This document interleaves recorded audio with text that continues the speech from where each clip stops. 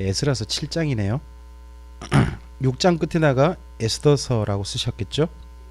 그리고 하나 더 쓰신다면 역대상하도 쓰셨으면 좋겠습니다. 네. 그리고 연도를 하나 좀 쓰시면 좋겠는데, 예. 여기 7장 첫머리에다가 1차 기한과 2차 기한 사이는 79년입니다. 79년. 그러니까 좀 간격이 멀다는 거죠. 6장이 다리오 왕이잖아요. 다리오 왕이고 5장 6장이, 그리고 그 사이에 아하수에로 왕이 있습니다. 그리고 난 다음에 아하수엘의 아들이 여기 7장에 나오는 아닥사스다예요. 그러니까 3대가 지금 지나고 있다는 거죠. 3대 정도 왕입니다. 자, 우리 7장 한번 들어가겠습니다. 2일 후에 바사왕 아닥사스다가 왕위에 있을 때에 에스라라 하는 자가 있으니라 합니다. 아닥사스다는 세계사에서 아르타크세르크세이스라고 불리는 이름입니다. 이제 그런 칭호인데, 그걸 우리 어르신들이 말을 줄여버렸죠. 아르타크세르크세이스 말이 되게 길잖아요. 그러니까 중국식으로 해가지고 말을 확 줄여버렸습니다. 아닥사스다. 아닥사스다 그러니까 꼭 아무 말 하지 말라는 소리 같죠. 젊은 사람들이 그렇게 말하거든요. 아닥하라고. 그런데 아닥사스다 그러겠습니다. 여기 에스라라 하는 자가 있으니라 합니다. 여기 7장은요 에스라라고 썼거든요. 근데 자기 이야기예요. 근데 이걸 보고 뭐라고 합니까? 3인칭 전지적 작가 시점이라고 그러죠. 1인칭 화자 시점이 아니라, 자기 주인공 시점이 아니라 3인칭 전지적 작가 시점으로 이야기를 시작합니다. 자, 뭐 꼭 다른 사람 이야기처럼 해요. 자기 이야기를. 그는 스라야의 아들이고 아사랴의 손자고, 아사랴 줄거 보실까요?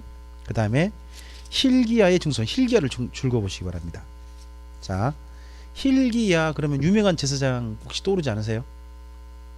힐기야, 그 요시야 왕 때 성전에서 율법책 발견했던 그거든요. 그때 1차 포로로 잡혀가죠. 바벨론 1차 포로. 그때가 누구 합니까? 다니엘과 세 친구죠. 근데 그런 사람들 특징이 뭡니까? 왕족과 귀족의 자녀들이에요. 그래서 1차 포로는요, 포로라기보다는요 볼모예요. 볼모. 우리나라 예전에 다른 나라에 지면 전쟁 못하게 하려고 좀 잡아가는 사람들이 있어요. 후예들. 그렇죠? 그러니까 1차 포로는 그런 사람들이거든요. 그러니까 최고위층 사람을 잡아갑니다. 그래서 힐기야라고 하는 그 당시 대제사장의 아들인 아사랴가 볼모로 잡혀간 1차 포로 같아요. 1차 포로. 이 아사랴가 다니엘의 세 친구 중에 한 명 되어 있습니다. 보면 다니엘의 세 친구 중에 아사랴가 있어요. 그리고 그 아사랴의 아들이 스라야고요. 스라야의 아들이 에스라로 되어 있습니다. 만약에 이게 아사랴가 바로 다니엘의 세 친구 중 아사랴가 맞다면, 아마 거의 맞을 것 같아요. 맞다면 이 힐기야 이후의 4대 손은 대단한 거죠. 자, 힐기야의 유명한 두 아들이 있는 겁니다. 그럼 여기 아사랴라는 한 사람이 있고, 또 한 사람이 있다면 누굴까요? 세일기야의 아들, 굉장히 우리가 유명한 분입니다. 그분이 에레미야예요. 그래서 에레미야가 그 왕 앞에 자꾸 나갈 수 있죠.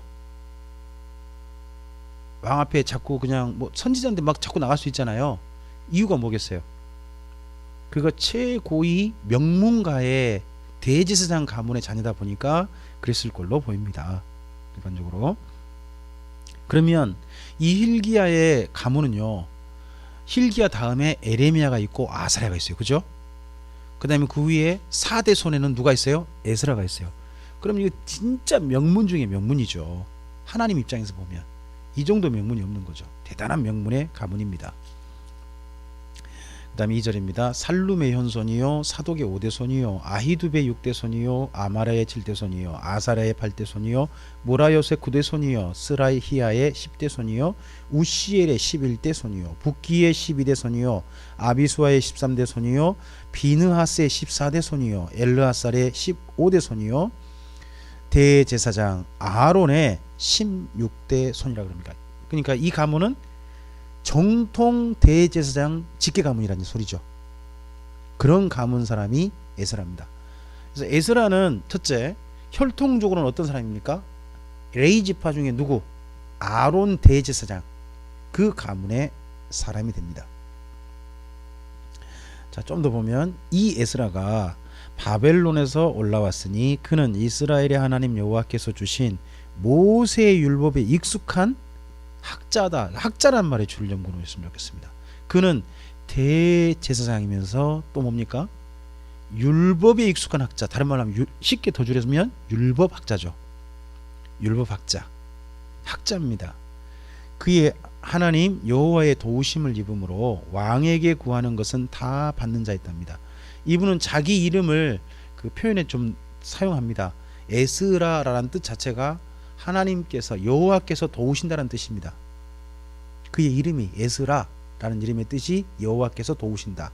근데 그의 글편 속에 평소 자기 삶 속에 어떻게 하신다? 그의 하나님 여호와의 도우심을 입음으로 라는 표현을 잘 씁니다. 이 표현이 이 에스라라는 분에게 사용되어지고 한 분에게 더 사용되어져요. 한 분이 더, 그분이 느헤미야입니다. 그러 봐서는 이제 많은 저도 그렇게 좀 생각하고요. 이렇게 생각하는 분들이 많아요. 에스라에게 가장 큰 영향을 받은 사람이 느헤미야일 거고, 다르게 표현해 보면 에스라의 제자가 느헤미야일 가능성이 높다 한다는 겁니다. 원래 그 선배에게 배운 사람은 선배의 말투를 좀 따라하죠. 존경하는 분 말투 따라하잖아요. 어느 교당 가면 하나님께서 오늘 여러분에게 말씀하시기를 이렇게 하는 어투가 전국적으로 일정하시잖아요. 그런 데도 있잖아요. 하여튼 좀 그런 데도 있잖아요. 그쪽은 이제 그렇게 해야 그쪽 교단 갖고 좀 은혜롭게 듣는 거잖아요. 그죠? 그런 거 하면 아까 그 자기 영향 받은 분의 어투를 따라 하거든요. 그죠? 하여튼 침례교단의 서울 쪽에 유명한 그 목사님이 좀 칼칼칼칼 해가지고 하시는 분, 그런 분 따라 또 거기 그 집회 참석하신 분들은 맨날 또 그분 따라 하기도 하고 그렇습니다. 저도 이제 노 목사님께서 강좌하는 걸 이제 듣고 영향받다 보니까요, 저도 모르게 노 목사님의 언어가 제 속에서 막 나와요. 저 속에서. 저 전에 맨 처음에 강좌할 때는 그게 되게 심했다고요. 그래가지고 그때는 집사람이 저한테 지적을 하더라고요. 어떤 걸 지적했냐 그러면, 노 목사님께서 말씀하실 때 이런 식으로 말씀하세요. 뭐뭐 하는 거야, 뭐뭐 하는 거야, 이런 식으로 이제 듣다 보면 그런 말씀을 자주 써요. 그러니까 뭐뭐 합니다라는 게 아니라 어르신이다 보니까 뭐뭐 하는 거야, 뭐뭐 하는 거야, 이런 식으로 딱 하시거든요. 근데 저도 모르게 강좌를 하다가 그런 말투를 자주 썼나 봐요. 저도 모르게. 근데 집사람이 그날 저녁에 저를 불러 앉혀놓고 이야기하더라고. 자려고 하는데, 당신이 나이가 들었어? 몇 살이나 먹었다고 연세도 많은 분들 앞에서 그렇게 반말을 함부로 하는 거예요. 저 혼났습니다 그때. 보면 우리가 나름대로 자기가 좋아하는 분들의 어투를 좀 따라하는 부분들이 약간씩 있어요. 그죠? 근데 여기 에스라는 자기 이름을 굉장히 좋아해 가지고요, 그 이름의 뜻 여호와의 도우심을 입는다, 하나님의 선한 손의 도우심을 입음으로 이 표현을 잘 쓰는 분입니다. 근데 그 표현을 나중에 한 분 누구다 또 영향받았다? 느헤미야도 하는 것 정도는 좀 보시고 가시면 좋습니다. 그리고 그는 하나님의 도우심을 입음으로 왕에게 구하는 것은 다 받는 자다. 그러면 왕이 정말 총애하는 자, 이 사람이 구하는 것은 아무 사심이 없다, 정말 다 들어줘도 전혀 국가에 손해가 안 되고 다 괜찮다 하고 왕에게 총애를 받던 사람이 누구? 이 에스라라는 분이 되겠죠. 에스라는 나중에 이제 보면 이제 어떻게 되냐면, 율법에 익숙한 학자인데 왕의 도우심을 입잖아요. 그러다 보니까 왕의 자문이지 않았느냐, 다르게 표현해 보면 아닥사스다 왕을 가르친 스승이었지 않겠느냐라고 보는 분들이 있습니다. 근데 그럴 수 있어요. 자, 아닥사스다의 아버지가 아하수에로죠. 아하수에로 때 총리가 누구죠? 모르드게잖아요. 그리고 그의 최고의 황비가 누구예요? 에스더잖아요. 그러면 그의 아들 아닥사스다가 에스더의 아들인지 아니면 그 이전에 어떤 와스디 그 여자의 아들인지 누군지 몰라요. 우리는 말하지 않으니까. 근데 그 아이를 교육할 때 누구를 붙여줄 수 있는 거예요? 자기들이 제일 괜찮은 사람, 에스라가 그러니까 유대인 중에 제일 학식 있는 사람으로서 왕을 가르친 스승이었지 않았겠느냐 라고 보여주는 측면이 약간 있다는 겁니다. 이건 어디까 짐작입니다. 짐작. 그래서 왕에게 다 받지 않았겠냐 그렇게 보는 거죠. 그리고 이분이 오는 연도를 말합니다. 7절에 줄을 좀 그어놨으면 좋겠습니다. 아닥사스다 왕 제7년 여기 줄 그어놓으시면 이 아닥사스다 왕 제7년과 다리오 왕 고레스 왕 그때하고 딱 연도를 비교해 보면 얼마 정도 연도? 79년 정도가 된다는 겁니다. 아닥사스다 왕 제7년에 이스라엘 자손과 제사장들과 레위 사람과 노래하는 자들 문지기들과 느디닌 사람 중에 몇 사람이 예루살렘으로 올라올 때, 근데 몇 사람 있죠? 좀 줄을 그어 보시면 나중에 이제 이거 저 에스라랑 함께 올라온 사람들의 숫자가 좀 나와요. 근데 보면 2천 몇 명이 돼요. 2천 몇 명인데 이분은 뭐라 그래요? 몇 사람. 이 보면 그 이스라엘 민족의 어법이 보여요. 이스라엘 민족의 어법의 가장 흔한 표현법 중에 하나가요, 과장법, 과소법이에요. 굉장히 이걸 잘 써요. 이분도 그런 어법이 드러납니다. 예루살렘 올라올 때 이 에스라가 올라왔으니 왕의 제7년 다섯째 달입니다. 자, 5월에 그러니까 예루살렘에 도착했다는 거죠. 5월에 도착했습니다. 근데 첫째 달 초하루에 바벨론에 떠났죠. 자, 이거 또 잘 보세요. 첫째 달 초하루에 어디에서 길을 떠났다고요? 바벨론. 페르시아에서 바사에서 떠났다고 해야 되지 않나요? 근데 어떻게 표현해요? 바벨론. 이거 보면요, 그 에스라서나 느헤미야서나 바벨론 포로 이후 문서를 보면요, 페르시아 바벨론이요 거의 혼용으로 써요. 혼용으로. 그러면요, 바벨론이 그 당시 있잖아요, 망했지만 바벨론이라는 도시 자체의 중심성은 페르시아에도 계속 영향력으로 남아있는 것 같아 보이지 않나 싶어요. 바벨론에서 길을 떠났고, 자, 이제 자기 이름을 또 사용하죠. 하나님의 선한 손에 도우심을 입어. 이 줄 그어놓으시면 이게 자기 이름이죠. 에스라. 하나님의 선한 손에 도우심을 입었다. 그게 에스라잖아요. 하나님이 도우셨다. 도우심을 입어 다섯째 달 초하루에 예루살렘에 이르니라. 그럼 얼마 걸린 거예요? 첫째 달부터 다섯째 달 초하루니까 4개월만 걸린 거죠. 4개월. 그죠? 대단한, 이게 어마어마하게 빠른 거라고 합니다. 보통 6개월 걸린다고 해요, 정상적인 코스는. 그러면 이 정상적인 코스가 아니라 좀 더 지름길 코스를 택했을 것이다 라고 봅니다.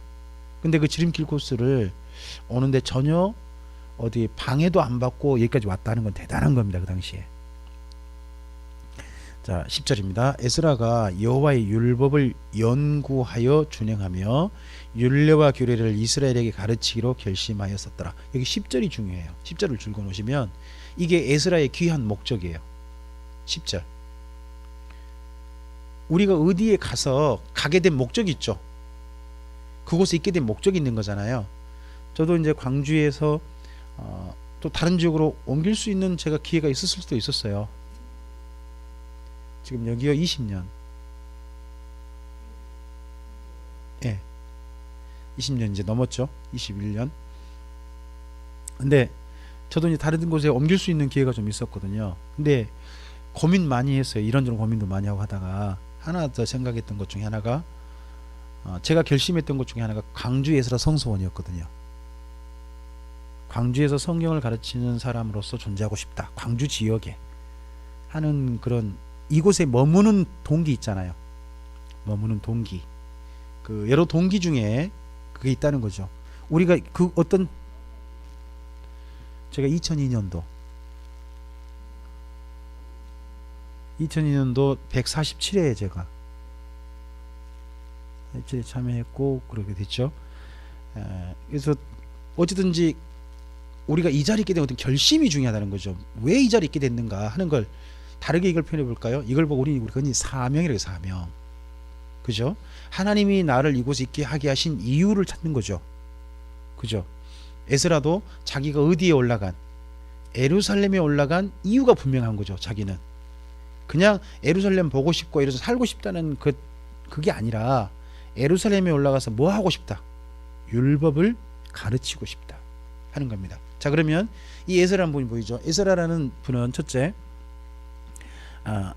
아론 가문의 대제사장의 직계우선입니다. 그럼 제사장입니다. 제사장.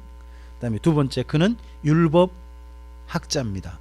학자예요. 그러니까 학자인데, 학자가요, 뭐 학자라 해서 모든 학자가 다 교사가 될 수 있는 건 아닙니다. 많이 배운 분들이 가르치길 잘하느냐? 꼭 그런 건 아니에요.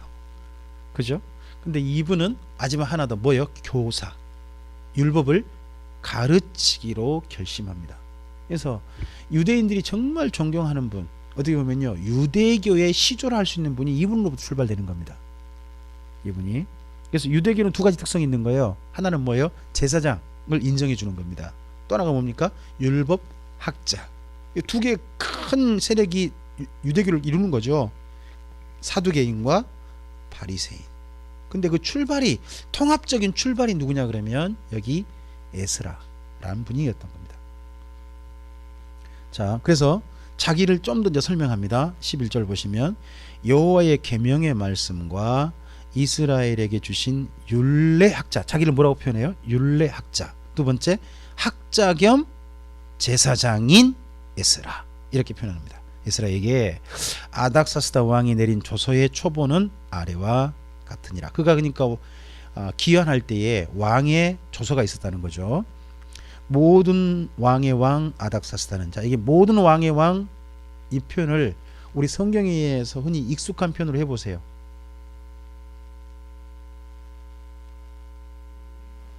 예, 만왕의 왕. 그래서 만왕의 왕을 가장 먼저 쓴 사람은, 쓴 곳은요, 뭐 제국의 왕입니다. 제국의 왕. 근데 이때 페르시아가 127개나 되는 작은 나라들을 다스린 큰 나라잖아요. 그러니까 127개 나라의 왕들 위에 왕이 누구다? 아닥사스다다 표현하기 때문에 모든 왕의 왕, 다른 말로 말하면 우리식으로 표현하면 만왕의 왕, 이런 표현을 하는 거죠. 모든 왕의 왕 아닥사스다는 하늘의 하나님의 율법의 완전한 학자 겸 제사장 에스라에게 조서를 내리노니, 한 사람을 위해서 조서를 내립니다. 우리나라에 있는 이스라엘 백성과 그들 제사장들과 레위 사람들 중에 예루살렘으로 올라갈 뜻이 있는 자는 누구든지 너와 함께 갈지어다. 너는 내 손에 있는 내 하나님의 율법을 따라 유다와 예루살렘의 형편을 살피기 위하여 왕과 7 자문관의 보냄을 받았다. 자, 파송하는 권위가요, 첫째는 페르시아 황제고요, 또 하나가 뭐예요? 7 자문관, 7 가문을 말해요. 페르시아를 바치고 있는 7개 기둥이 있는 거죠. 중앙 기둥, 7 가문. 이 7 가문 출신 중에 한 사람이 누구냐 그러면 다리우스 히스타페스라고 하는 다리오 왕이에요. 대단한 가문인 거죠. 우리나라 같으면 그 고구려의 5 가문 혹시 기억나십니까?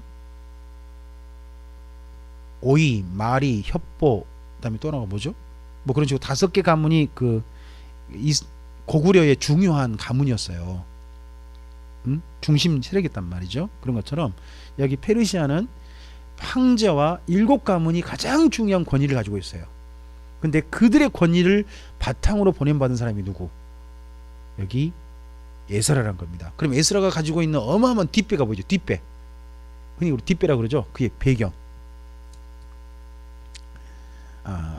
15절입니다. 왕과 자문관들이 예루살렘에 거하시는 이스라엘 하나님께 성심으로 드리는 은금을 가져가고, 이 왕과 자문관 그냥 보낸 게 아니라 하나님께 드리는 예물을 줬대요. 예물을 줬고, 그리고 또 내가 바벨론 온 도에서 얻을 모든 은금과 백성과 제사장들이 예루살렘에 있는 그들의 하나님의 성전을 위하여 기쁘게 드릴 예물을 가져다가, 또 거기 16절에 페르시아라 그러지 않고 바벨론이라 그러죠. 그러니까 바벨론과 페르시아는 거의 혼용으로 막 쓰고 있는 게 보여요, 사람들에게. 17절 그들의 돈으로 수송아지와 순양과 어린 양과 그 소재와 그 전제의 물품을 신속히 사서 예루살렘 내 하나님의 성전 제단 위에 드리고, 그러니까 온 동에서 헌금을 받아 가지고요, 그 헌금으로 뭐예요? 하나님께 제사를 드리는 거죠. 그러니까 헌금 수집권, 헌금 모집권을 부여했습니다. 그다음에 18절입니다. 그 나머지 은금은 너와 내 형제가 좋게 여기는 일에 너희 하나님의 뜻을 따라 쓸지며. 그러면 18절은 뭐예요? 백지 위임권이라 그러죠. 이걸 보고 남은 돈은 누구 마음대로 써라? 네 마음대로 알아서 써라. 근데 이때 보면 너와 너의 형제가 하는 걸로 봐서는 여기 에스라와 함께 동행한 사람들을 너와 너의 형제라고 같거든요. 뭐 에스라의 친족이 함께 있는지 모르겠어요. 근데 에스라랑 함께 동행한 사람들 마음대로 쓴다. 뭐 그런 식으로 표현할 수도 있겠죠. 19절 내 하나님의 성전에서 섬기는 일을 위하여 내게 준 그릇은 예루살렘 하나님 앞에 드리고 그 외에도 내 하나님의 성전에 쓰일 것이 있어서 내가 드리고자 하거든 무엇이든지 궁중 창고에서 내다가 드릴지니라. 또 하나 뭘 또 권리를 부여해요? 궁중 창고를 마음껏 쓸 수 있는 권리가 다 부여했어요. 그러면 이건 뭐예요? 황제의 개인 금고까지도 사용할 수 있는 권리가 누구에게 있는 거예요? 에스라에게 주었어요. 에스라가 가지고 있는 권위가 어마어마한 게 보이죠.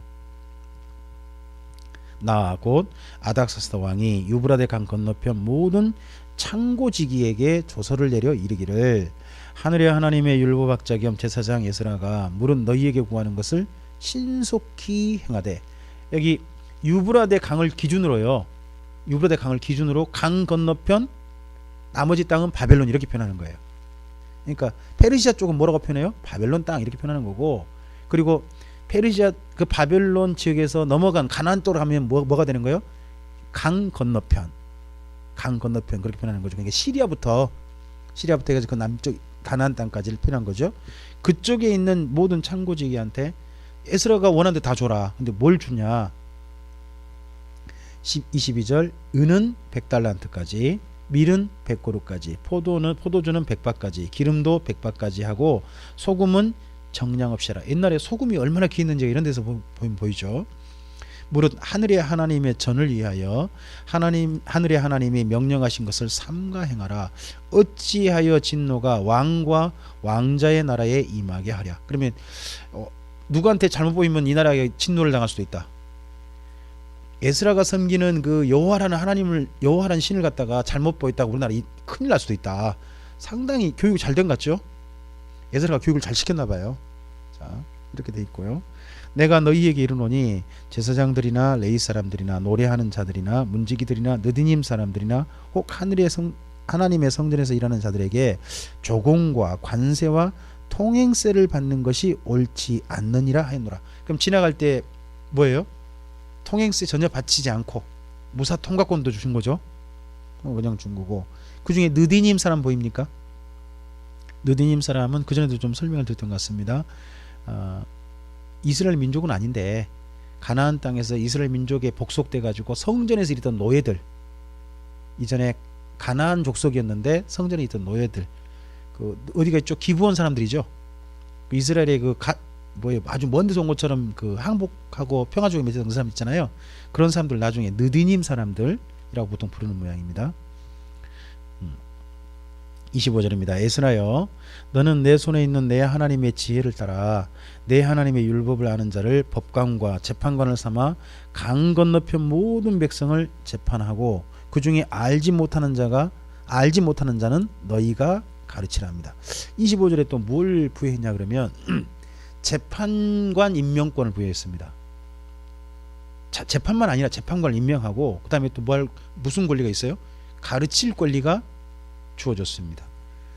26절입니다. 무릇 내 하나님의 명령과 왕의 명령을 준행하지 아니한 자는 속히 그 죄를 정하여 혹 죽이거나 귀양 보내거나 가산을 몰수하거나 옥에 가둘지니라 했더라. 그럼 26절은 어느 정도 재판의 권리가 부여됐죠? 에스라에게 부여된 권리는 죽일 수도 있어요. 사람을 죽이거나 귀양 보내거나 다양한 걸 할 수 있는 권리가 또 에스라에게 부여됐습니다. 그럼 이상에 여기 지금 12절부터 26절까지가 에스라를 위한 조서거든요. 그러면 에스라가 어느 정도 총애를 받고 있고 어떤 권리를 가지고 이렇게 왔는지가 보이죠. 그러면 여기까지 보면 지금 여기 7장 1절부터 여기 26절까지 보면 이번에 2차 포로 귀환한 대표가 아무나 온 게 아니다는 거죠. 대단한 사람이었다라고 소개를 하지 않습니까? 이런 사람이 이번에 2차 포로 귀환한 중심이 된 거다라고 이야기를 하고 있어요. 왜 이렇게 이야기할까요? 우리나라 말에 이런 말이 있어요. 나중에 온 사람이 이미 다 자리 잡아놓고 해가지고 오면 이 사람이 다 해놓고 왔는데 나중에 자기 숟가락 얹은다 그런 소리 듣는 사람이 있어요. 그죠? 에스라는 그런 말 듣기 싫은 거죠. 자기 이번에 한 70 몇 년 만에 왔어요. 그러면 그 사이에 그 땅 살만하게 누가 다듬어 놨을까요? 1차 기한자들이 다 해놨겠죠. 살만하게. 그러면 나중에 온 사람은 되게 미안한 마음이 있잖아요. 근데 나도 와서 숟가락만 얹는 게 아니라 사실은 나도 뭔가 할 일을 하러 왔고, 그리고 또 뭐요, 대단한 그 페르시아 정부의 후원권을 가지고 지금 이 자리에 온 거다 하는 것들을 이야기하고 있습니다. 그만큼 좀 미안한 마음도 있고요. 그죠? 그만큼 내가 아무나 숟가락 얹어놓은 사람 아니다라는 걸 아주 적극적으로 이야기하고 있는 그런 표현으로 좀 보입니다. 그러고 난 다음에 그만 여기까지 이야기하다가 27절부터 이분이 조금 좀 좀 흔히 말하면 삑사리가 나버렸습니다. 자, 우리 조상들의 하나님 여호와를 송축할지로다. 그가 왕의 마음에 예루살렘 여호와의 성전을 아름답게 할 뜻을 두시고, 또 28절이 문제예요. 또 나란 말에 출근을 오시면, 앞서까지 누구죠? 에스라. 그럼 여기도 누구라고 해야 돼요? 에스라로 이렇게 해야 되는데 그만 3인칭 전지적 작가를 쓰다가 갑자기 여기 28절에서 1인칭 작가 시점으로 바꿔버렸어요. 주인공 시점으로 바꿔버렸어요. 또 나로 왕과 그의 보좌관들 앞과 왕의 권세 있는 모든 방백의 앞에서 은혜를 얻게 하셨도다. 이 다음 이제 포기입니다. 그냥 내 하나님 여호와의 손이 내 위에 있으므로 내가 힘을 얻어 이스라엘 중에 우두머리들을 모아 나와 함께 올라오게 하였노라. 이제 이러면 이제 보이죠. 이제 이걸 보면요, 이스라엘 민족의 글쓰는 어법이 보입니다. 왜 이분이 근데요 일부러 마치 꼭 3인칭 전지적 작가 시점을 썼을까요? 왜? 그냥 내가 에스라인데 이렇게 쓸 수 있는 거잖아요. 근데 에스라가 난 장이 있는 자리 이렇게 하느냐, 이게 한 분이 지금 모범 때문에 좀 봅니다. 누구냐 그러면, 먼저는 가장 고대로 올라가면요 요나가 있어요. 요나가요 자기 이야기를 쓰는데 누구처럼 해요? 마치 꼭 자기가 요나가 아닌 것처럼 요나 이야기를 쭉 써가요. 요나가 그런 이야기를 쓰고요. 그리고 한 분이 그 다음에 또 그렇게 해요. 그분이 누구냐 그러면 다니엘이에요. 다니엘서 1장부터 6장이에요. 다니엘서 1장부터 6장이 철저하게 나란 말이 없어요. 완전히 다니엘, 이런 식으로 딱 이름을 밝혀주고 그렇게 합니다. 그리고 난 다음에 이제 7장부터 12장은 다르지만 1장, 6장 그렇게 정확하게 해줘요. 아마도 그러한 그 합법을 에스라가 좀 따라하지 않았나 싶어요. 이미 선배들이 이렇게 보여줬으니까. 근데 이 합법이 제대로 여기까지 26절까지는 잘했는데 그만 28절부터 조금 좀 삑사리가 나신 바람에 그 다음 포기해버립니다. 그래서 8절부터 보면 그 다음 나입니다. 나 계속 나란 말로 쭉 해가 버립니다. 에스라는 이제 쓰지 않으면 나라고 그렇게 해버립니다. 자, 그러면 이제 좀 더 가보죠. 이 합법을 보고요, 구약에 이런 합법이 있으니까 신약의 작가들도 이 합법을 좀 따라하고 싶겠죠. 보면요, 신약에 글 쓰신 분들 보면요, 구약의 그 글 쓰는 방식을 상당히 선호해요. 그래가지고 그걸 본받으려고 하고 벤치마킹 하거든요. 자, 그럼 신약에서요 3인칭 전지적 작가 시점을 그런 글을 써보신 분이 누가 있습니까? 신약에서 그가 바울입니다. 바울이 내가 어떤 사람 안다, 그가 뭐만 했는지 몸 밖에 있는지 모르지만 그 3층천 올라갔다, 거기서 이상한 소리를 사람들이 말할 수도 없는 소리를 들었다 라고 말합니다. 내가 아는 한 사람이 있다, 그가 몸 밖에 뭐만 했는지 모르지만 이렇게 말합니다. 그가 누구예요? 자기 이야기를 마치 딴 사람처럼 이야기하거든요. 그리고 한 분이 더 있는데 그분이 사도 요한이에요. 사도 요한이요 요한복음을 쓰잖아요. 요한복음 쓸 때 자기를 뭐라고 표현해요? 주께서 사랑하시는 자라고 하지, 한 번도 주께서 사랑하시는 자가 자기라는 표현을 안 씁니다.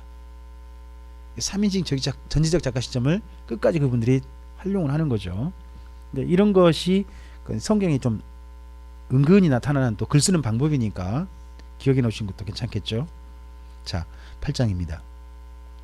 아닥사스다 왕이 왕위에 있을 때에 나와 함께 바벨론에서 올라온 족장들과 그들의 계보는 이러하니라. 비느하스 자손 중에서는 게르솜이요, 이다말 자손 중에서는 다니엘이요, 다윗 자손 중에서는 핫두스요, 스가냐 자손 곧 바로스 자손 중에서는 스가랴니 그와 함께 족보에 기록된 남자가 50명이요. 바한 모압 자손 중에서는 스라히아의 아들 여호에넨이 그와 함께 있는 남자가 200명이요. 스가냐 자손 중에서는 야하시엘의 아들이니 그와 함께 있는 남자가 300명이요.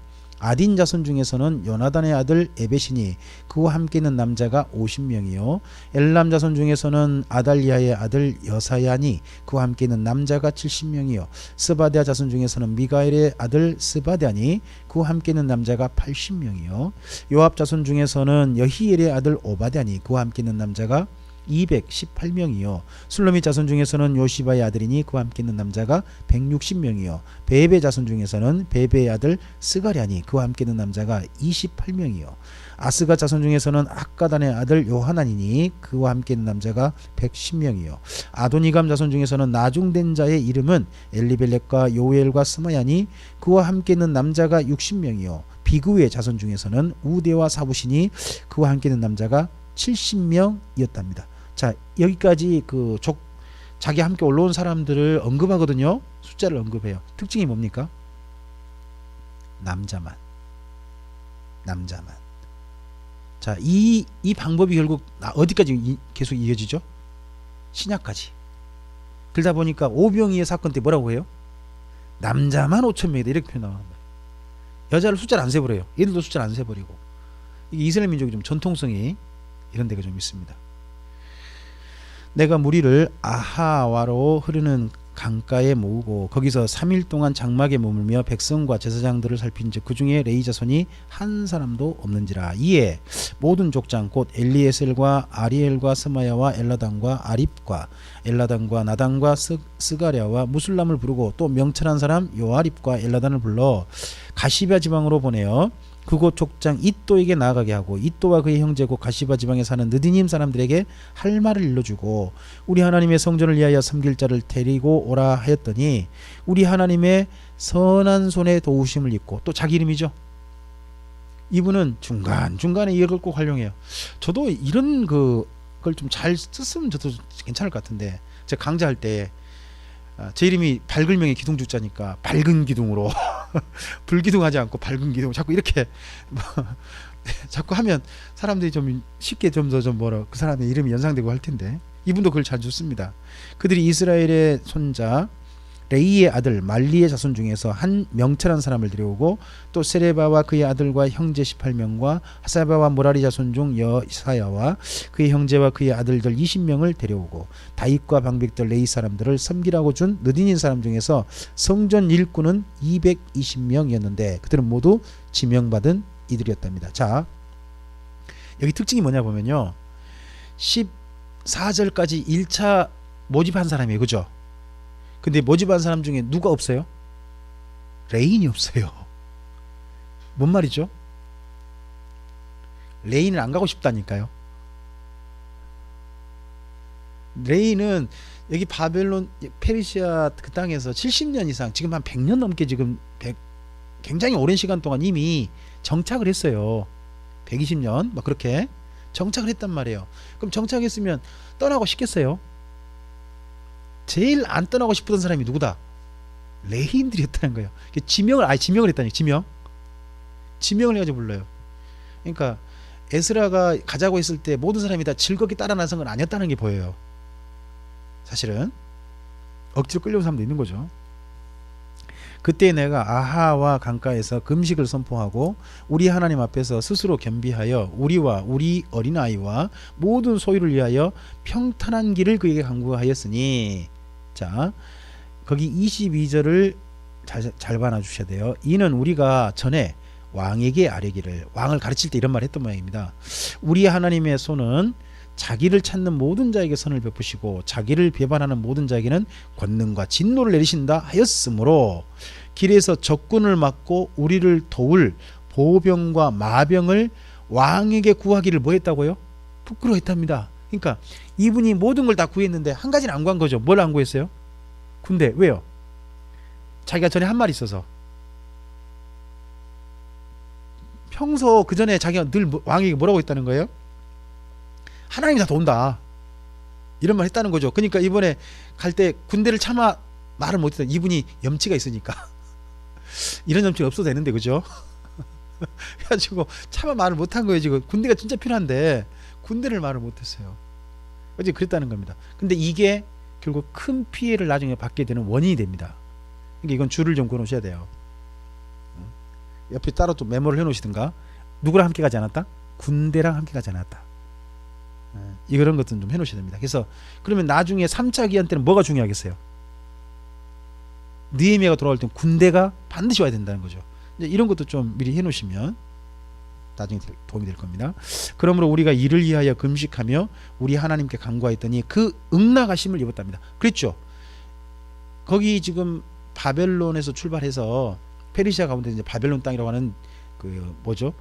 메소포타미아 지역 그쪽에서 출발해가지고 여기 예루살렘까지 오는데 몇 개월만? 4개월 만에 도착했잖아요. 아무 사고 없이. 그러니까 중간에 어떤 도적이라든 군대 도움 필요 없이 왔다는 거 아닙니까? 이제 하나님이 도우셨죠. 24절입니다. 그때에 내가 제사장의 우두머리들 중 12명 곧 세레바와 하샤바와 그의 형제 10명을 따로 세우고 그들에게 왕과 모사들과 방백들과 또 그곳에 있는 이스라엘 무리가 우리 하나님의 성전을 위하여 드린 은과 금과 그릇들을 달아서 주었으니 내가 달아서 그들에게 준 것은 은이 650달란트요 그 은그릇이 100달란트요 금이 100달란트며 또 금잔이 20개라 그 무게는 1000다리기요 또 아름답고 빛나 금같이 보배로운 놋그릇이 2개라 내가 그들에게 이르되 너희는 여호와께 거룩한 자요 이 그릇들도 거룩하고 그 은과 금은 너희 조상들의 하나님 여호와께 즐거이 드린 예물이니 너희는 예루살렘 여호와의 성전 골방에 이르러 제사장들과 레위 사람의 우두머리들과 이스라엘 족장들 앞에서 그 그릇을 달기까지 삼가 지키라. 이에 제사장들과 레위 사람들이 은과 금과 그릇을 예루살렘 우리 하나님의 성전으로 가져가려 하여 그 무게대로 받았다라고 되어 있습니다. 자, 이게 한 가지 좀 보셔야 됩니다. 이스라엘 민족이 아닌 사람이 하나님께 예물 드려도 받는 겁니다. 제사는 못 드려요. 제사는 못 드립니다. 근데 예물로 바치는 건 뭐예요? 받는 거예요. 자, 이런 전통 때문에 나중에 이방인들이 성전에 와서 뭘 할 수 있어요? 기도할 수 있어요. 기도. 제사는 못 드립니다. 그러니까 신약에 보면 이런 말씀 있죠. 하나님의 성전은 만민이 기도하는 집이다. 그죠? 누구든지 와서 기도를 할 수 있는 겁니다. 뿐만 아니라 뭐도 할 수 있냐? 예물도 드릴 수 있다니까요. 그래서 하나님께 신약 성경에 보면 예물 드리고 절기 때 온 그 이방인이 있어요. 이디오피아 여왕 간다게의 그 네이시라는 사람이 있습니다. 그가 사도행전에 보면 예루살렘 성전에 와가지고 절기를 지키고 와요. 절기를 지켰단 말은 하나님께 뭘 드린 거죠? 뭔가 예물을 드린 거죠. 예물은 받는다니까요. 그런 것은 이때부터 다 전통으로 되어 있습니다. 31절입니다. 첫째 달 12일에 우리가 아하왕을 떠나 예루살렘으로 갈새 또 그 다음 다시 자기 이름을 또 넣어놨죠. 우리 하나님의 손이 우리를 도우사 대적과 길에 매복한 자의 손에서 건지신지라. 이에 예루살렘에 이르러 거기서 3일간 머물고 제4일에 우리 하나님의 성전에서 은과 금과 그릇을 달아서 제사장 우리아의 아들 무렘못의 손에 넘기니 비느하스의 아들 엘르아살과 레이 사람 예수아의 아들 요사박과 빈누의 아들 노아다가 함께 있어 모든 것을 다 세고 달아보고 그 무게의 총량을 그때에 기록하였답니다. 자, 이어서요 34절 같은 이런 말씀 때문에 요즘 교회에서 그거 하는 거예요. 모든 성도들이 드린 헌금 총액 있죠. 그거 기록하는 것이 성경의 본래 전통이에요. 다 있잖아요. 성경에요. 그죠? 하나님께 드려진 것은 액수 쓰고 전부 다 얼마인지 전부 다 보고가 되고 해야 된단 말이죠. 35절 사로잡혔던 자의 자손 곧 이방에서 돌아온 자들이 이스라엘의 하나님께 번제를 드렸는데 이스라엘 전체를 위한 수송아지가 12마리요 또 순양이 96마리요 어린 양이 77마리요 또 속죄제의 순염소가 12마리니 모두 여호와께 드린 번제물이라. 무리가 또 왕의 조서를 왕의 총독들과 유브라데강 건너편 총독들에게 넘겨주매 그들이 백성과 하나님의 성전을 도왔답니다. 여기까지가 에스라의 귀환입니다. 귀환을 여기까지 한 거죠. 드디어 귀환을 마쳤습니다. 마치고 난 다음에 이제 며칠 지난 다음에 이제 그래서 9장에 보면 2일 후에죠. 2일 후에 방백들이 내게 나와 이르되 이스라엘 백성과 제사장들과 레위 사람들이 이 땅 백성에게 떠나지 아니하고 가나안 사람들과 헷 사람과 브리스 사람들과 여부스 사람들과 암몬 사람들과 모압 사람들과 애굽 사람들과 아모리 사람들의 가증한 일을 행하여 그들의 딸을 맞이하여 아내와 며느리로 삼아 거룩한 자손이 그 지방 사람들과 서로 섞이게 하였는데 방백들과 고관들이 이 죄에 더욱 으뜸이 되었다 하는지라. 자, 에스라가 오니까요 1차 포로 귀환자 중에 불만이 있던 사람들이 많았어요. 뭐에 대한 불만? 그동안 시간이 이곳에서 70년 넘게 산 거죠. 80년 가까이 살았잖아요. 살면서 이들이 자기 민족 안에서 순수한 혈통을 지킨 게 아니라 누구랑 자꾸 결혼을 해요? 이미 잘 살고 있던 그 사마리아 사람들이라 불리죠. 그쪽 사람들과 자꾸 결혼하고 막 섞이는 거죠. 이게 불만이 있던 사람들이 많았던 것 같아요. 이 불만이 있던 사람들이 누가 오니까? 이번에 에스라가 오니까 에스라가 이 문제를 좀 바로잡기를 원해가지고 이걸 에스라에게 말해준 것 같아요. 근데 이 말을 듣고요 에스라가 너무 놀란 거죠.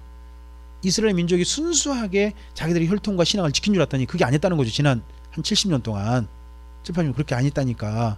그래서 3절 이제 나중에 비교할 거니까 이건 줄 그어 놓으셔야 돼요. 3절에 보면 내가 이 일을 듣고 속옷과 겉옷을 찢고 머리털과 수염을 뜯으며 기가 막히게 앉았답니다. 이분은 너무 그냥 충격적인 이야기를 하나님 앞에 너무나 죄송스러운 이야기를 들으니까 어떻게 해요? 옷을 막 쫙 찢고 자기 머리털을 뜯고 자기 수염을 뜯어요. 그렇죠? 이분은. 근데 나중에 이분의 제자 느헤미야는 어떻게 하는가 나중에 이제 비교를 해보시는 거예요. 느헤미야서 나중에 좀 나와요. 나중에 한번 비교 한번 해보실 부분이니까 그건 좀 표시를 해놓으시면 좋겠고요. 이에 이스라엘의 하나님의 말씀으로 말미암아 떠는 자가 사로잡혔던 이 사람들의 죄 때문에 다 내게로 모여오더라. 왜 떨어요? 에스라에게 나오면서 왜 떨어요? 에스라가 올 때 페르시아 황제로부터 어떤 고난을 가져왔죠? 재판을 해가지고 뭐 할 수까지 있어요? 그러면 이번에 만약에 에스라가 판결 어떻게 해버리면요? 다 죽여버릴 수도 있는 거잖아요. 이거 그러니까 어떤 판결 내릴지 모르니까 다들 벌벌벌 막 떨고 해서 전부 다 일단 왔답니다. 내가 저녁 제사 드릴 때까지 기가 막혀 앉았답니다. 그러니까 에스라가 옷을 찢고서 수염을 뜯고 머리를 뜯고서 그냥 털썩 주저앉아가지고 성전에서 있으니까 모든 사람이 다 벌벌 떨고 저녁 때까지 다 그렇게 함께 있었습니다. 저녁 제사 드릴 때에 내가 근심 중에 일어나서 속옷과 겉옷을 찢은 채 무릎을 꿇고 나의 하나님 여호와를 향하여 손을 들고 말하기를 나의 하나님이여 내가 부끄럽고 낯이 뜨거워서 감히 나의 하나님을 향하여 얼굴을 들지 못하오니 이는 우리의 죄악이 많아 정수리에 넘치고 우리 허물이 커서 하늘에 미침이니이다. 우리 조상들의 때로부터 오늘날까지 우리의 죄가 심하매 우리 죄악으로 말미암아 우리와 우리 왕들과 우리 제사장들을 여러 나라 왕들의 손에 넘기사 칼에 죽으며 사로잡히며 노략을 당하며 얼굴을 부끄럽게 하심이 오늘날과 같으니이다. 이제 우리 하나님 여호와께서 우리에게 잠시 동안 은혜를 베푸사 얼마를 남겨두어 피하게 하신 우리를 그 거룩한 처소에 박힌 목과 갖게 하시고 우리 하나님이 우리 눈에 밝히사 우리가 종노릇하는 중에서 조금 소생하게 하셨나이다. 이제 조금 좀 다시 돌아와서 좀 세력도 좀 이제 얻었다 이거죠. 우리가 비록 노예가 되어서 싸우나 우리 하나님이 우리를 그 종살이하는 중에서 버려두지 아니하시고 바사 왕들 앞에서 우리가 불쌍히 여김을 입고 소생하여 우리 하나님의 성전을 세우게 하시며 그 무너진 것을 수리하게 하시며 유다와 예루살렘에서 우리에게 울타리를 주셨답니다. 자, 거기 바벨론 포로 생활을 9절에서 뭐라고 표현했어요? 종살이죠. 종살이 아닙니까? 자, 어디하고 상당히 비교되죠. 출애굽 출애굽하기 전에 애굽에서 뭐 했어요? 종생활했잖아요. 그게 출애굽이에요. 그렇죠? 근데 이게 포로기한 했잖아요. 그럼 단순히 포로기한을 봤는데 이분들은 거기서 포로로 있는 중에 뭐 했다는 거예요? 종살이 했다는 거예요. 그래서 포로기한을 다르게 표현해 볼까요? 출바벨론이에요. 그러니까 옛날은 출애굽이고 출바벨론인 거죠. 이것이 두 개가 이스라엘 민족의 큰 역사의 중요한 모멘텀 또는 뭐 새로운 시작 그렇게 될 수 있습니다.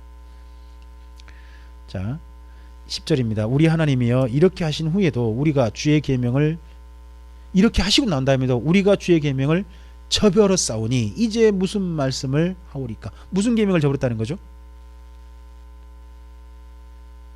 너희 신앙을 지키고 이방인과 결혼하지 마라 하는 그런 계명에 대해서 이제 자기들이 지키지 않았다는 거죠. 이제 그러고 난 이렇게 해주고 난 다음에 우리가 이걸 지키지 않았으니까 이제 하나님이 무슨 할 말이 있어가 입을 열겠습니까?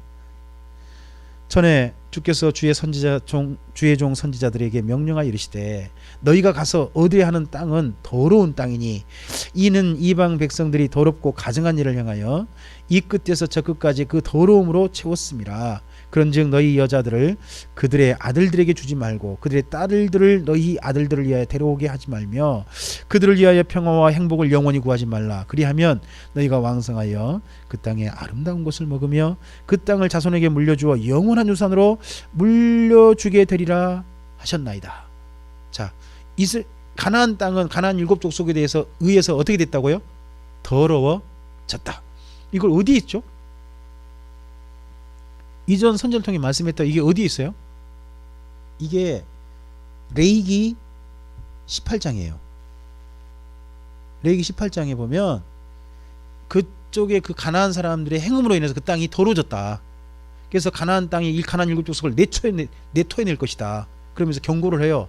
만약 너희도 가나안 7족 족속처럼 이렇게 음행하게 되면 그 땅이 너희도 내토해낼 거니까 주의해라 하는 말씀이 18장에 있거든요. 레위기 18장. 그런 말씀을 이전에 하셨다는 이미 그랬는데 또 일을 했다는 거죠. 13절입니다. 우리의 악한 행실과 큰 죄로 말미암아 이 모든 일을 당하였사오나 우리 하나님이 우리 죄의 악보다 형벌을 가볍게 하시고 이만큼 백성을 남겨주셨사오니 우리가 어찌 다시 주의 계명을 거역하고 이 가증한 백성들과 통혼하오리이까? 그리하면 주께서 어찌 우리를 멸하시고 남아 피할 자도 없도록 진노하시지 아니하시리이까? 이스라엘의 하나님 여호와여 주는 의로우시니 우리가 남아 피한 것이 오늘날과 같사옵거늘 무릇 도리어 주께 범죄하였사오니 이로 말미암아 주 앞에 한 사람도 감히 서지 못하겠나이다 하니라. 자, 이상 이야기 중에요 용서해달라는 이야기 있나요 없나요? 용서해달라는 이야기도 없어요. 뭐만 하죠? 죄만 있는 대로 고백하고 그러면서 뭐예요? 이 죄 때문에 우리 중에 한 사람도 하나님 서도 못하겠습니다. 이거 도대체 하고 누구한테 처분을 완전히 맡겨드리는 거예요? 하나님께. 용서해달라는 말도 없어요. 어떻게 해달라는 말도 없고 다만 이렇게까지만 합니다. 그러니까 에스라의 기도를 보면요 에스라가 얼마나 염치 있는 사람인가 보여요. 그럼 왕한테 한 말 때문에 군대도 못 가잖아요. 근데 자기 이스라엘 민족이 돌아와가지고 이스라엘 민족이 이방인과 통혼했다는 것 때문에 이제 심지어 자기는 그런 적 없잖아요. 근데 자기도 누구 앞에 못 서겠다, 하나님 못 서겠다 하는 그런 공동체 의식이 이게 있는 거죠. 공동체 의식. 나만의 문제가 아니라는 거죠. 우리의 문제다 라고 생각하는 게 보입니다. 10장입니다. 에스라가 하나님의 성전 앞에 엎드려 울며 기도하여 죄를 자복할 때에 많은 백성이 크게 통곡하며 이스라엘 중에 백성의 남녀와 어린아이의 큰 무리가 그 앞에 모인지라. 엘람 자손 중 여히엘의 아들 스가냐가 에스라에게 이르되 우리가 우리 하나님께 범죄하여 이 땅 이방 여자를 맞이하여 아내로 삼았으나 이스라엘에게 아직도 소망이 있나니 곧 내 주의 교훈을 따르며 우리 하나님의 명령을 떨며 준행하는 자의 가르침을 따라 이 모든 아내와 그들의 소생을 다 내보내기로 우리 하나님과 언약을 세우고 율법대로 행할 것이라. 이는 당신이 주장할 일이니 일어나소서 우리가 도우리니 힘써 행하소서 하니라. 어떤 일 하자고 이분이 주장합니까? 다 보내자, 다 이제 돌려보내자. 근데 이 일을 이걸 전부 다 모든 백성들이 누구 앞에 약속하게 하자. 하나님을 약속해 하고 이 모든 일의 총책임자 누가 되시자. 에스라 당신이 좀 되어주시라 라고 합니다. 이에 에스라가 일어나 제사장들과 레위 사람들과 온 이스라엘에게 이 말대로 행하기를 맹세하게 하며 무리가 맹세했습니다. 이에 에스라가 하나님의 성전 앞에서 일어나 엘리야십의 아들 여호하난의 방으로 들어가니라. 그가 들어가서 사로잡혔던 자의 죄를 근심하여 음식도 먹지 아니하며 물도 마시지 아니하더니 유다와 예루살렘에 사로잡혔던 자의 자손들에게 공포하기를 너희는 예루살렘으로 모이라. 자, 그러면 이분이 이 문제를 가지고 하나님 앞에 고민하면서 뭐 한 거예요? 금식한 거죠. 금식했다는 이야기죠. 이 문제를 가지고. 이게 누구 혹시 닮아 있지 않아요? 이스라엘 민족이 하나님 앞에 우상 숭배하고 하는 문제 때문에 하나님 앞에 40일간 또 금식했던 분 혹시 기억나십니까? 모세. 옛날 모세가 그랬잖아요. 그죠? 이거 보면 이런 거 보입니다. 그러니까 백성들의 죄를 위해서 이분들이 금식하는 게 보이죠. 그 죄 문제를 어떻게 해결할까? 그죠? 또 예수님도 공생의 사역을 시작하시기 전에 회개하라부터 출발하잖아요. 회개할 민족을 위해서 그 공생일 먼저 40일 금식하시잖아요. 그 금식의 목적들이 보면 자기를 위한 게 아니라 정말 자기 민족이 하나님께 바르게 돌이키기 위해서 금식하는 그런 모습들이 좀 보여집니다. 거기 8절입니다. 누구든지 방백들과 장로들의 훈시를 따라 3일 내에 오지 아니하면 그의 재산을 정몰하고 사로잡혔던 자의 모임에서 쫓아내리라 하며, 이분이 3일 기한을 줬어요. 다 와. 이 말에 어떤 사람도 지금 거역하지 못하고 다 넘어갔습니다. 그래서 유다와 베냐민 모든 사람이 3일 내에 예루살렘에 모이니, 거기 중요해요. 거기 포로 귀한 자의 중심 세력이 누구죠? 유다와 베냐민. 12지파가 다 포로 귀환한 게 거의 아니었단 말이 돼요. 그죠? 그러면 아수르에 잡혀갔던 북이스라엘 사람들 있잖아요. 그 사람들은 거의 다 포로 귀환 안 했다. 잘 안 했다. 그죠? 중심 세력은 누구였다? 유다 지파와 베냐민 지파였다 하는 게 보여집니다. 그러다 보니까 이스라엘 민족은 두 지파는 인정해 주는 거죠. 장차 누구? 유다 지파와 베냐민 지파. 이 베냐민 지파의 대표적인 나중에 신약성경 인물이 누구죠? 그렇죠. 바울이죠. 바울이 자기를 베냐민 지파 사람이라고 딱 하잖아요. 그러니까 정통성을 가지고, 정통성, 굉장한 정통성을 이들이 가지고 있는 게 보입니다. 자, 때는 아홉째 달 20일이었답니다. 무리가 하나님의 성전 앞 광장에 앉아서 이 일과 큰 비 때문에 떨고 있었답니다. 그럼 광장에서 모여갖고 뭐 한 거예요? 비 맞고 서 있는 거죠. 그때 하필 또 모였는데 지금 에스라가 어떤 처벌을 내릴지 모르잖아요. 그것 때문에 겁나기도 하고 또 모도 내리고 비도 오고 해가지고 날씨도 이제 비가 비해지니까 몸도 춥고 무섭기도 하고 달달달 다들 덜덜덜 마침 다 떨고 있었답니다. 그때 제사장 에스라가 일어나 그들에게 이르되 너희가 범죄하여 이방 여자를 아내로 삼아 이스라엘의 죄를 더하게 하였으니 이제 너희 조상들의 하나님 앞에서 죄를 잡아가고 그의 뜻대로 행하여 그 지방 사람들과 이방 여인을 끊어버리라 하니 모든 회중이 큰 소리로 대답하여 이르되 당신의 말씀대로 우리가 마땅히 행할 것이니이다. 그러나 백성이 많고 또 큰 비가 내리는 때니 능히 밖에 서지 못할 것이요 우리가 이 일로 크게 범죄하였은즉 하루 이틀에 할 일이 아니오니 이제 온 회중을 위하여 우리 방백들을 세우고 우리 모든 성읍의 이방 여자에게 장가든 자는 다 기한에 각 고을의 장로들과 재판관과 함께 오게 하여 이 일로 인한 우리 하나님의 진노가 우리에게서 떠나게 하소서 하나 오직 아사헬의 아들 요나단과 디과의 아들 야스야가 일어나 그 일을 반대하고 무술람과 레이 사람 삽부대가 그들을 도왔답니다. 그럼 15절에 뭐가 보입니까? 에스라 개혁에 반대한 사람도 있었다는 거죠. 뭐 쉽게 우리 같아도 그러지 않겠어요? 자, 지금 이방 여자랑 결혼하니까 몇 년 살았을까요? 이미 그거 토차가 됐잖아 이미. 그리고 결혼하고 난 다음 정식적으로 결혼했을 거 아닙니까? 거기다 그 사이 자녀는 있을까 없을까요? 자녀도 많아요. 그러면 어때요? 이 집 강제로 이혼시켜야 될까요? 그냥 살게 할까요? 우리 좋은 권사님이라면 이때 전부 다 강제 이혼시킵시다 하는 쪽에 서시겠습니까? 아니면 그래도 이 결혼한 집은 봐주고 그 다음부터 하지 말게 합시다 이렇게 하시겠습니까?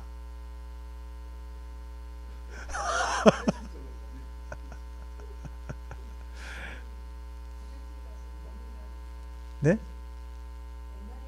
네.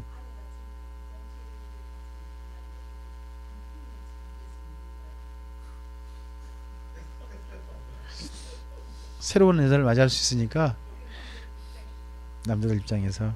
예. 네, 이때 남자들이 저 여자 보낸 이유가 나 세장가 들 수 있다? 뭐 이런 것 때문에. 아, 새로운 현상이 나왔습니다. 좀 참고 좀 해보겠습니다. 제가 저도 좀 고민 한번 해봐야지. 어쨌든 이제 이때 에스라의 사역이, 에스라의 개혁이 전체 모든 사람이 찬성한 건 아니었다는 겁니다. 근데 그 중에 또 그 무술람이라는 사람 있죠. 기억해 놓으시는 게 좋습니다. 16절입니다. 사로잡혔던 자의 자손이 그대로 한지라 제사장 에스라가 그 종족을 따라 각각 지명된 족장들 몇 사람을 선임하고 열째 달 초하루에 앉아 그 일을 조사하여. 자, 여기 보면 에스라가 어떤 직임을 가지고 일을 합니까? 제사장. 왜 이 제사장 직임을 가지고 일하죠? 제사장이 하는 일이 뭐예요? 제사장의 3대 사역. 레위기 10장에 보면 제사장의 3대 사역이 나와요. 하나는 제사를 돕는 거죠. 두 번째 일이 뭐죠? 정하고 부정한 것을 분별하는 일을 해줍니다. 세 번째 뭐죠? 가르치는 일을 해야 돼요. 근데 그 중에 두 번째가 뭐예요? 정하고 부정한 것을 분별하는 거예요. 그럼 제사장이요, 이방 여자하고 함께 결혼한 그 가정을 보고 뭐라고 해줘야 돼요? 제사장 입장에서 뭐라고 판별해줘야 되죠? 부정하다. 그러니까 제사장 에스라죠. 학사가 아니란 말이에요. 제사장. 정하고 부정을 분별하는 일을 해줘야 되니까. 그죠? 자, 17절입니다. 첫째 달 초하루에 이르러 이방 여인을 아내로 맞이한 자의 일 조사하기를 마쳤답니다. 9월에 해가지고 첫째 달 초하루에 이 일이 전체가 마무리됐던 모양입니다.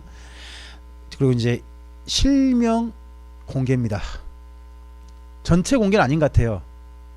여기 18절부터 여기 43절까지 내용은 뭐냐 그러면요, 주로 이에 그 뭐라 그럴까, 좀 고위층만 명단 공개했습니다. 우리나라는 어떻습니까? 고위층 명단 공개합니까? 뭐 명단 공개도 전혀 반항 못할 사람 공개합니까? 지금 이제 우리나라에 그런 거 좀 이런 거 비슷한 게 하나 있죠. 그 성범죄자 명단 공개라는 게 있습니다. 그리고 교회에 있다 보니까 가끔씩 다 편지가 날라와요. 여가부에서 비아동에 어떤 남자가 있으니까 주의하세요 하고 사진하고 함께 보내줘요, 교회에. 혹시 목사님 받아보신 적 있으세요? 송정리도 그런 게 오던가요? 회사에도 옵니까? 가정으로 와요? 오, 다 그러구나. 아, 예, 예. 예. 아, 그렇구나. 저희는 저기 편지로, 예, 이게 편지로 그렇게 오더라고, 교회에. 이런 식으로 오는데, 이때 이제 그 실명 공개한 사람들입니다. 근데 한 사람만 실명 공개 안 했습니다. 첫째 사람. 거기 18절 보시면 제사장의 무리 중에 이방 여인을 아내로 맞이한 자는 예수와 자손 중 요사닥의 아들이란 분이 실명 공개가 안 돼 있습니다. 이분이 누구냐 그러면 학계 스가랴 때 대제사장 여호수아입니다. 여호수아가 요사닥의 아들이거든요. 요사닥의 아들이거든요. 여기까지만 말해줍니다. 그러니까 한 분은 차마 실명 공개 못한 거죠. 누구는? 대제사장 여호수아는. 왜요? 그분한테 실명 공개가 이제 좀 죄송한 거죠. 예, 그러니까 그런 게 좀 있는 겁니다. 우리나라도요, 대통령 실명 공개하기가 차마 죄송스러우니까 조금 대통령을 위해서 뭘 써줍니까? 이니셜을 써주죠. 이니셜을 써주지 않습니까? 예? 하여튼 뭐 그런 식으로 하는 것처럼 여기도 이분도 이렇게 그것만 했습니다. 그리고 그 다음부터는 실명 공개입니다. 그의 형제 마아세야와 엘리에셀과 야립과 그달랴라, 그들이 다 손을 잡아 맹세하여 그들의 아내들을 내보내기로 하고 또 그 죄로 말미암아 순양 한 마리를 속건제로 드렸으며, 또 인멜의 자손 중에서 하나니와 스바데요, 하림 자손 중에서는 마아세야와 엘리야와 스마야와 여히엘과 우시아요, 바스울 자손 중에서는 엘리에네와 마아세야와 이스마엘과 느다넬과 요사박과 엘리사였더라. 레이 사람 중에서는 요사박과 시므이와 글라야라라 하는 글라다와 부다히야와 유다와 엘리에셀이었더라. 노래하는 자 중에서는 엘리야십이요, 문지기 중에서는 살룸과 델렘과 우리였더라. 이스라엘 무리 중에서는 바로스 자손 중에서는 라마와 이시야와 말기야와 미야민과 엘라살과 말기야와 분하야요. 엘란 자손 중에서는 마따냐와 스가랴와 여히엘과 압디와 여레목과 엘리야요. 삿두 자손의 중에서는 엘리에나와 엘리에십과 마따냐와 에레목과 사박과 아시사요. 베베 자손 중에서는 요하난과 하나냐와 삽베와 아들레요. 바니 자손 중에서는 무슬람과 말룩과 아다야와 아숲과 스할과 여레못이요. 바핫 모압 자손 중에서는 안나와 글랄과 분하야와 마아세야와 마따냐와 부살렐과 빈누이와 므낫세요. 하림 자손 중에서는 엘리에셀과 이시야와 말기야와 스마야와 시므온과 합니다. 하림 통닭이 여기 하림에서 왔을까요? 저희가 볼 때마다 궁금할 때가 있어요. 하림이 저기 기독교인인가요? 익산. 예. 좀 이거 성경 볼 때마다 제가 궁금해요. 그분이 여기서 왔나? 뭐. 좀 익산에 계시니까 좀 한번 좀 저 궁금한 게 있어요. 근데 거기서 좀 상당히 돈을 좀 많이 밝히던데. 예. 아들한테 지금 편법 증거 때문에 조금 좀 문제가 좀 있고 그러더라고요. 자, 어쨌든지 하림 자손 중에서는 엘리에셀과 이시야와 말기야와 스마야와 시몬과 베냐민과 말룩과 스마랴요. 하숨 자손 중에서는 마뜨네와 하닷다와 사박과 엘리벨렉과 에레메와 므낫세와 시므이요. 바니 자손 중에서는 마아데와 아므람과 우엘과 분하와 베드아와 글루히와 와냐와 무레목과 에랴십과 마따냐와 마뜨네와 야수와 바니와 빈누이와 시므이와 셀레마와 나단과 아다야와 막나드베와 사세와 사레와 아사렐과 셀레마와 스마랴와 살룸과 아마랴와 요셉이요. 누보 자손 중에서는 여히엘과 마따디야와 사박과 스비네와 이또와 요엘과 분하야더라. 저는요 여기 이스라엘 민족 이름을 제가 일일이 입으로 발음한다는 게 진짜 전 싫어요. 이걸 제가 성경 읽다가 사실 이런 부분이 있잖아요. 설교 중에 읽기가 싫어요. 그냥 여러분 보시면 제가 이제 딱 보면서 18절 딱 한 절 읽고 그리고 이제 44절까지가 실명 거론입니다 해놓고 난 다음에 자 44절 봅시다. 전 이러고 싶어요. 순간에 사실 우리가 뭐 알 필요 없잖아요. 근데 중요한 건 뭐냐, 이 사람들 그 당시에는 굉장히 지도층 사람들입니다. 그러면요 이건 뭐예요? 지도층 사람이 자기 실명을 거론될 만큼 이 사건에 책임을 지겠다 했다는 거죠. 그죠? 또 그렇게 책임지게 했던 사람이 누구? 에스라. 자, 이 일을 전체 했는데 이상은 모두 이방 여인을 아내로 맞이한 자라. 그 중에는요 자녀를 낳은 여인도 있었더라. 자녀를 낳은 여인이 있었을까요? 대부분 자녀를 낳았을까요? 그건 모르겠지만 하여튼 근데 이걸 강제로 이혼시켜버리는 사람이 누구? 잘한 건가요? 잘못한 건가요?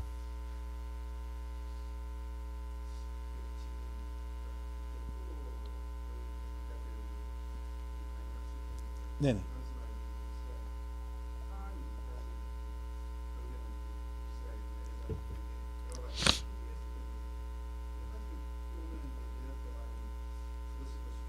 네. 잠깐만 저기 있을 겁니다. 그랬을까요? 네. 네.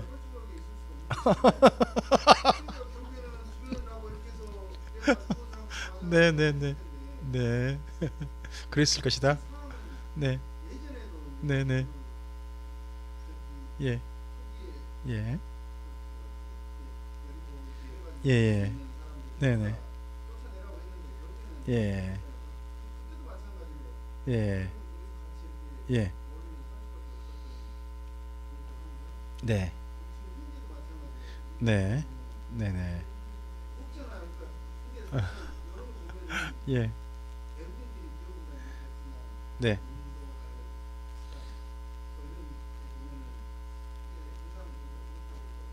예. 예. 예.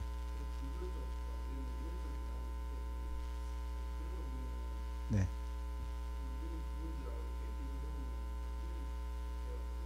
네네. 예, 예. 네네. 예. 그러겠죠. 그렇죠. 그러면 여기서 지금 이걸 허용하고 앞으로 쭉 한 100년 흐르면 어떻게 될까요? 이스라엘 민족이 또. 자, 이스라엘 민족은 이방인과 결혼하고 이방인의 풍습을 받아들인 것 때문에 된소리 먹었죠. 된소리 정도가 아니죠. 어떤 일을 당했어요? 나라가 망하고 포로로 잡혀간 생활을 경험한 거잖아요. 이것 때문에. 근데 이 일을 다시 해요. 다시 하는 이유가 뭘까? 저는 첫째는 이렇게 생각해요. 바벨론 포로로 잡혀간 곳에서 여자들이 안 온 거예요. 그럼 이걸 보고 뭐라고 하냐? 우리 흔히 현지차라 그래요. 분명히 이 사람들은 자기 아내가 바벨론 땅에 살고 있을 거라고요. 아마도 대부분. 근데 누구만 왔다? 남자만 혼자 온 걸 거야 아마. 근데 그 혼자 온 남자들을, 그러니까 약점을 누가 이용하는 거예요? 사마리아 주변 사람들이 이용하는 거죠.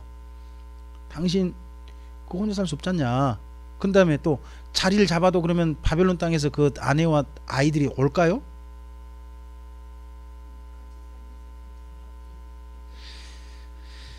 에. 같이 살려. 아, 제가 진짜 할 말 없네요 갑자기. 아, 잘했으면 왔을 것이다. 잘했으면 왔을 것이다. 아, 하여튼 그래서 저는 여기 그 떳떳한 사람들 있잖아요. 그 에스라에게 좀 그 개혁하자 했던 사람들, 그 사람들은 대부분 우리 저 잘했던 사람일 거예요. 우리 김종사님의 말씀에 의하면. 가족끼리 와가지고 그렇게 살았던 사람들일 거고, 나머지 사람들은 야 어쩔 수 없어야 뭐 이런 식으로 된 사람들일 거예요. 근데 이게 문제가 앞서 다시 반복이라는 거죠. 반복이라는 거죠. 근데요, 이게 이제 이스라엘이 전통이 돼요. 어디 전통이 되냐?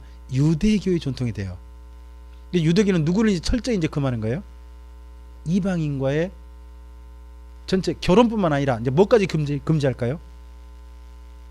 이방인과 만나고 한 자리에 있는 것도 금지하게 돼요. 이방인과 교제하는 것도 금지하게 돼요. 네. 네. 네. 자, 그래서 이걸 유대교 전통이 그러면 좋았을까요? 좋은 결과가 왔을까요? 안 좋은 결과가 왔을까요? 그러니까 중요한 건 뭐냐?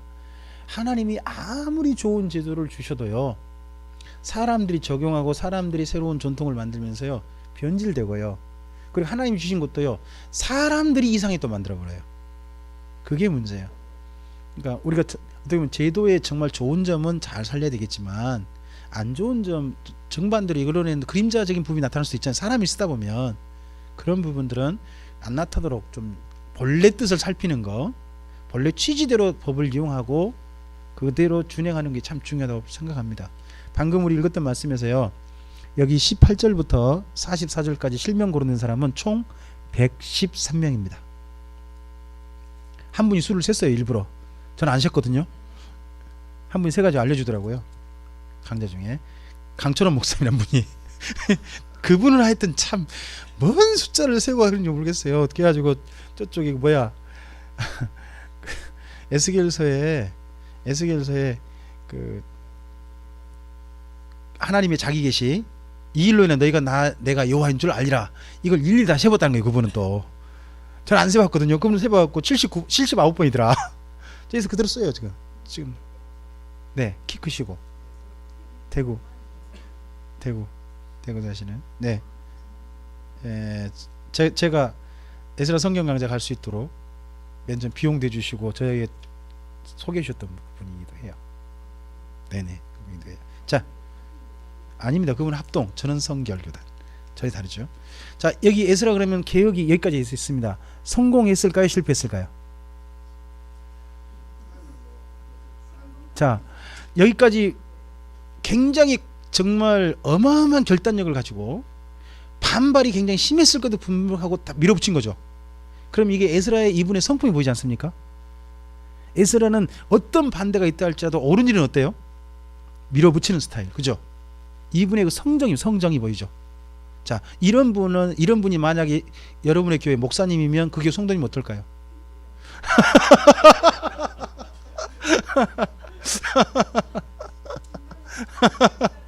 자, 일단 그 결과를 보죠. 그다음 바로 넘어가시면 느헤미야죠. 오늘 느헤미야 1장까지 좀 볼게요. 다 보세요. 네.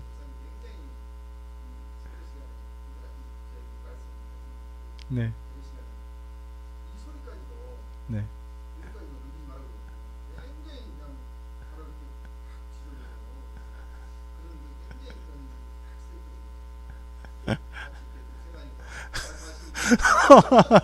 근데 그거하고 에스라의 성경은 좀 다른 것 같은데요. 하여튼 에스라는 자기가 옳다고 생각한 일 있잖아요. 진짜 바른 일에 대해서는 어떤 반발이 있다 할지라도 끝까지 밀어붙여서 그 일을 해내는 사람이에요. 그 결과가 뭐냐? 성공했겠느냐? 아니라는 거예요. 자, 그래서 제가 느헤미야서 가기 전에요. 거기 에스라서 10장 있죠. 그때다가 함께 좀 비교해서 읽어보실 제가 성경을 좀 말씀드릴게요. 시편 117편에서 119편까지. 특히 시편 119편. 시편 119편을 여기 지금 에스라서하고 느헤미야 사이를 시점을 한번 생각해보고 그 쓰신 분이 느헤미야라 생각하시고 시편 119편을 읽어보시면 느헤미야가 그 기간을 어떠한 마음으로 보냈는지 어떻게 보냈는지 좀 보여요. 자, 일단 느헤미야서 가보겠습니다. 오늘 1장까지만 할게요. 하가라의 아들 느헤미야의 말이라. 그러면 여기 앞서서는 에스라가 쓴 거죠. 느헤미야서는요, 느헤미야가 쓴 겁니다. 근데 이스라엘 문서는요, 여기 지금 에스라서하고 느헤미야서가 문서가 하나랍니다. 한 권으로 돼 있대요. 근데 그걸 지금 현재 우리 기독교에서는 두 권으로 나눈 거죠. 왜요? 다른 분이 썼다는 거죠. 근데요, 저는 한 권으로 하는 것도 의미가 있다고 생각해요. 왜냐? 자, 잘 생각해 보세요. 에스라서부터 느헤미야서까지 합하면 뭐냐? 바벨론 포로 기한기예요. 에스라서가 뭐죠? 1차 기한, 2차 기한이죠. 그리고 느헤미야가 몇 차 기한이에요? 3차 기한이잖아요. 그럼 합쳐놓으면 바벨론 포로 기한기가 되잖아요. 합치면. 그러니까 문서 하나 있는 것도 저는 괜찮다고 생각합니다. 근데 우리 지금 성경은 쓴 분이 다른 분이기 때문에 두 권으로 나눈 겁니다. 아닥사스다 왕 제12년. 자, 연도를 기억하시라고 했어요. 아까 출발할 때 에스라가 몇 년도에 갔죠? 아닥사스다 왕 7년. 7년이었거든요. 근데 이제 몇 년이에요? 12년. 그럼 몇 년은 지난 거예요?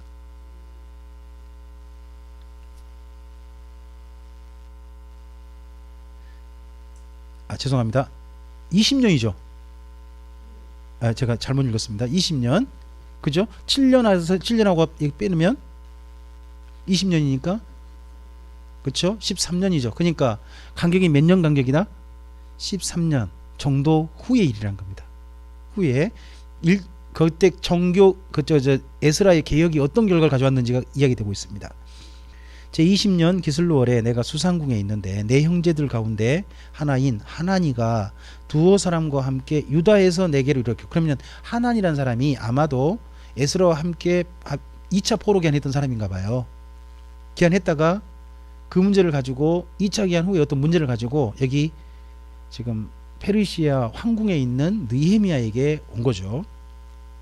내가 그 사로잡힘을 면하고 남아있는 유다와 예루살렘 사람들의 형편을 물은즉 3절 줄거 놓으셔야 돼요. 이게 3절 줄거 놓고 여기다 써놓으세요.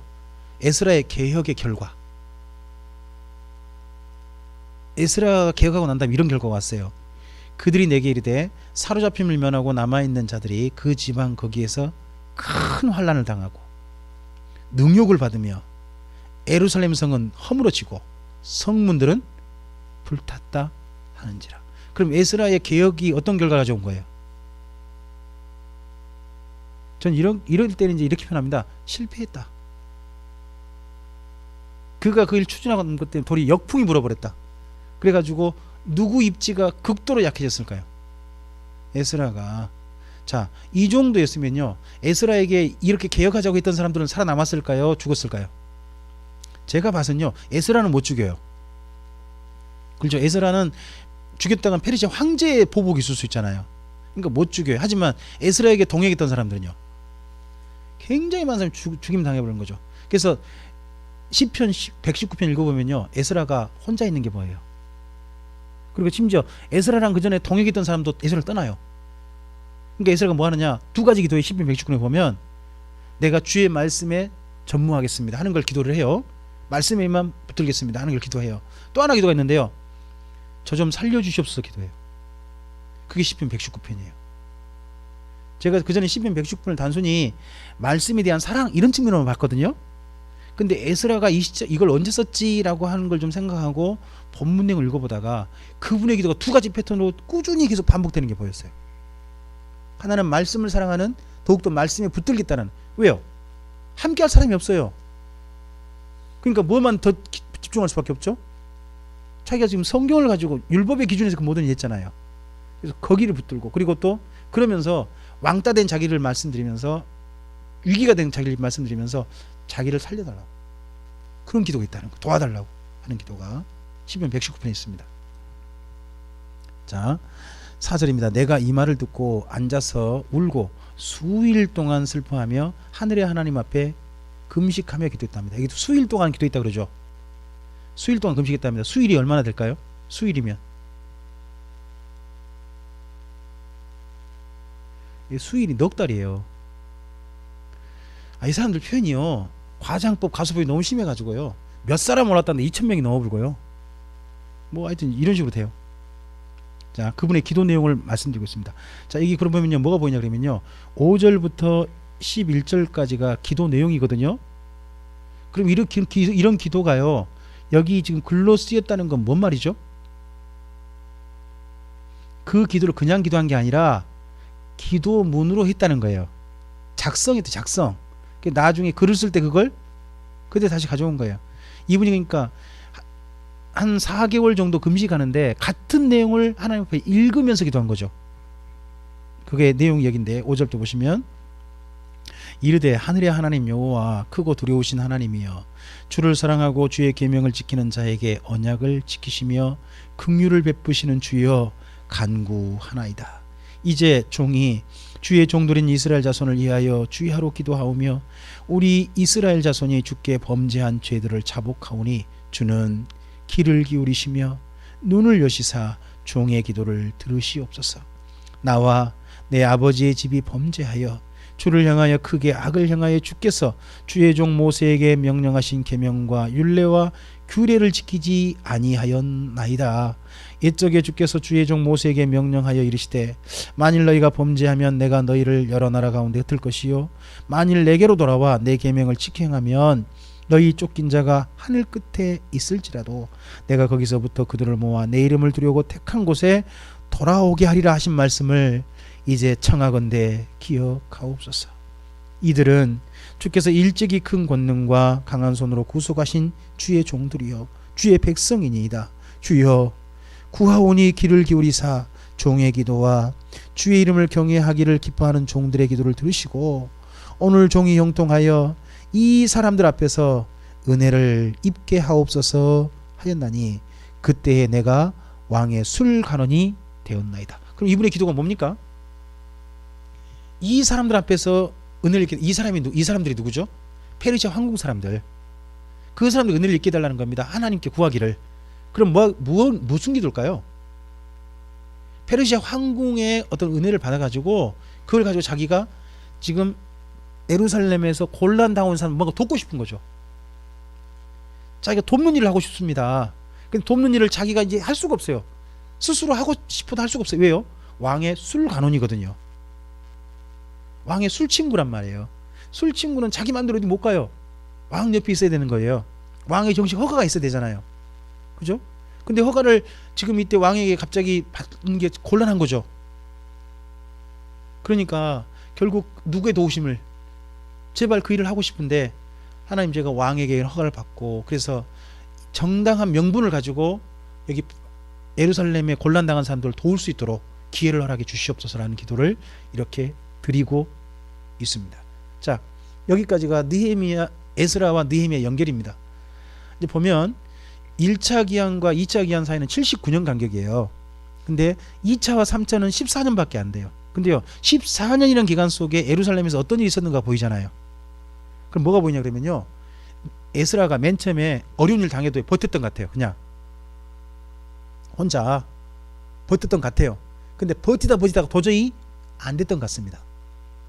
그러니까 누가 필요하다? 자, 뭐가 필요할까요? 이 예루살렘에서 개혁을 하려면 뭐가 필요할까요? 돕는 사람이 필요하잖아요. 근데 가장 큰 도움이 지금 어떤 걸 가져와야 도움이 될까요? 군대. 그래서 이 다음에 느헤미야가 갈 때 군대를 데려간단 말입니다. 그러면 군대를 동원해 가야 되잖아요. 단순히 느헤미야가 단순히 자기 혼만 간다면 얼마든지 갈 수도 있었을 것입니다. 근데요, 군대를 데려간 일은 왕의 진짜 허가가 있어야 되잖아요.